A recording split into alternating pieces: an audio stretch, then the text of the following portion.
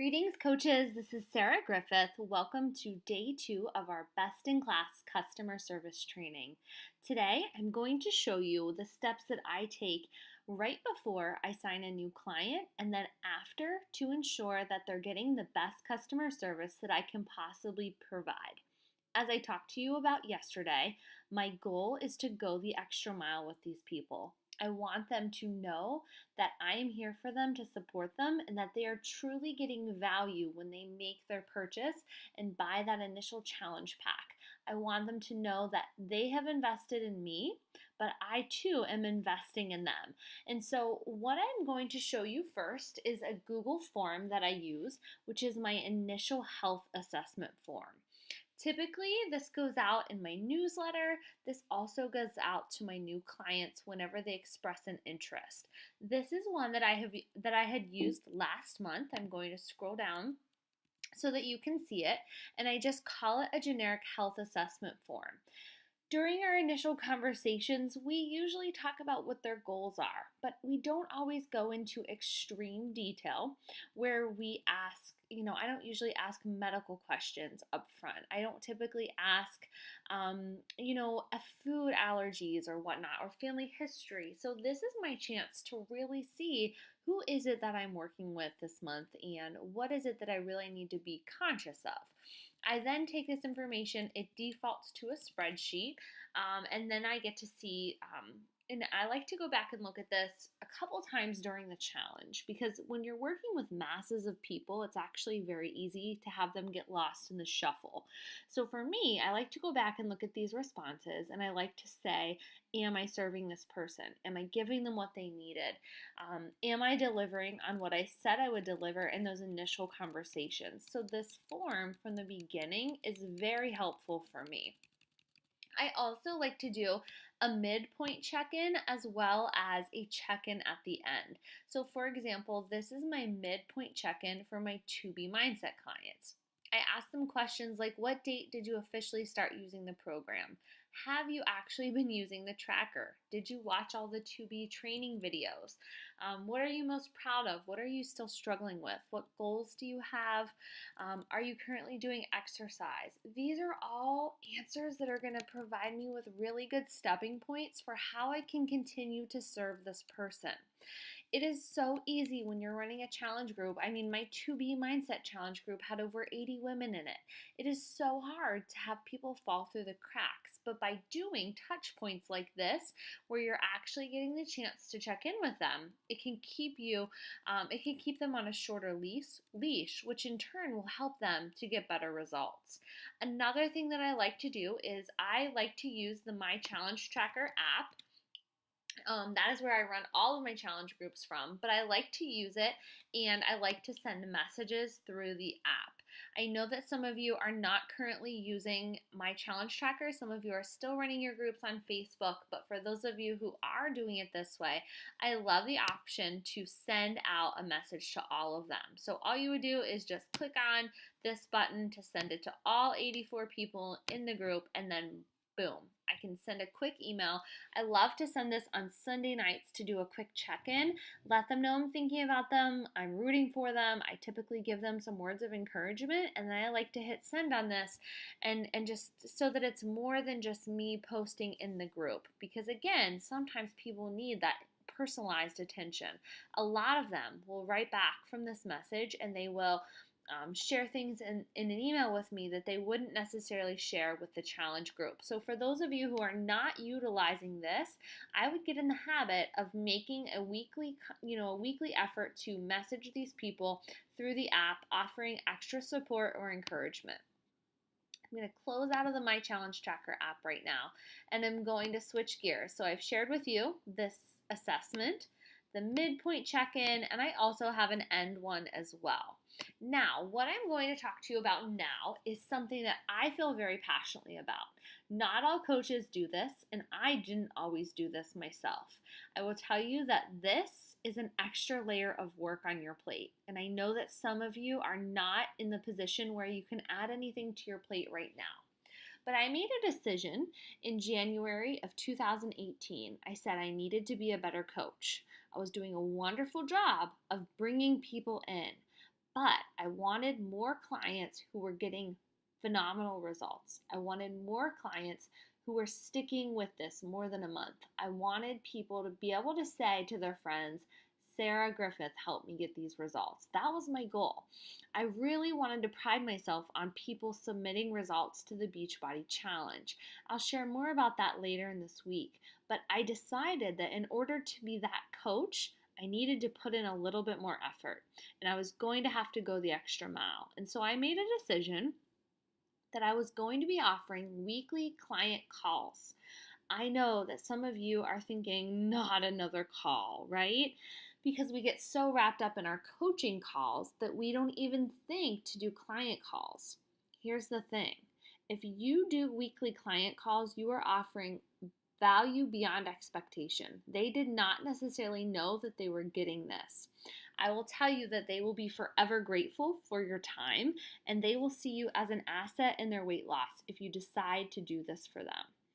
It's easy to come up with topics because our lifestyle, every piece of our lifestyle could be a call topic and you could talk on it probably for hours. Grab a book on, clean eating or nutrition or, getting started with a fitness program and you're going to find all kinds of topics. So I would encourage you to make a list of topics that you feel passionate about or that you know you could speak about and start to build the list and continue to add to it. Now, this list I sometimes get, so I just jotted down a couple ideas for you. I have 15 ideas for you right here. But I am telling you that your best place for ideas is to look inside your challenge group. Look and see what are your own clients struggling with. That's what I want you to host these calls on. Now, I want you to get in the habit of setting a specific date for this and time. So for me, I do not schedule coach calls on Thursday nights because this is my night to serve my clients. Typically, I do sometimes one, but typically two, occasionally three calls on Thursday nights. I've gotten better at it lately where I've streamlined it that everybody, all the groups are getting on the same call and my topic is the same. So I try to make it pretty generic, but I will tell you this is 30 more minutes or 40 more minutes or another hour each week that I'm putting into my business. But again, it's helping to build my reputation as a coach and helping my clients to see that I'm offering something of value beyond expectation. What I typically do is this is something I've been doing just recently, is I have been actually streaming these calls while I do them on my Instagram Live. Because right now I have a lot of followers on Instagram Live who are just watching, meaning that they're not ready to quite commit to a challenge group, but they're curious about what I do. Please realize that this type of business requires relational marketing. People need to believe that you have something of value to offer them before you ever invite them to this opportunity. They are not interested in working with you if they don't understand what you do. So to be able to live stream my client calls, showing them exactly what I'm teaching my clients, this provides value. This provides credibility. This shows them that I'm not just going to sell them the challenge pack and have them disappear. So I would encourage you to give out your content, give out your calls, give out your meal plans, give out your resources so that those people who are still on the fence can help them make a decision. I am very much into things looking professional. So I didn't always do this, but just recently, I would say the last year, I have gotten very particular about my YouTube videos. So I will take all my calls, I upload them to my YouTube channel, but I do not like them to have images like this one. See how you can see me or you can see the background? I prefer them to look nice. So I'm always making thumbnails so that you can see. So like this one is meal planning and prep hacks. I'm always using stock images so that it looks pretty, it looks attractive. I don't want to watch a video that just has the random background of all of us on Zoom. So I've gotten better about it. I also have, again, this is not necessarily related to the topic of the client piece, but more so my team channel. But I've gotten in the habit of creating a team channel as well as a personal channel.